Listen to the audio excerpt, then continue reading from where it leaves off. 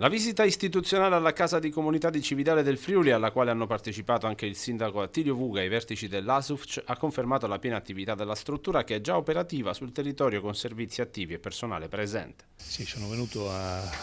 salutare gli operatori che stanno popolando questa casa comunità, un servizio aperto nel raggiungimento dei target del PNRR, quindi un obiettivo importante. Abbiamo visto molti professionisti presenti, abbiamo visto molte persone che incontrano questi professionisti.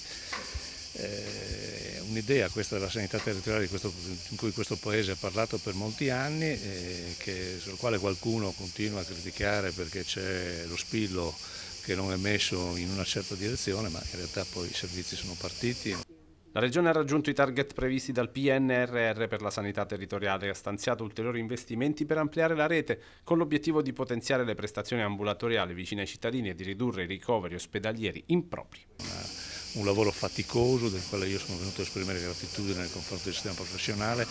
ed una risposta appropriata, un'opportunità di risposta appropriata ai cittadini che io sono certo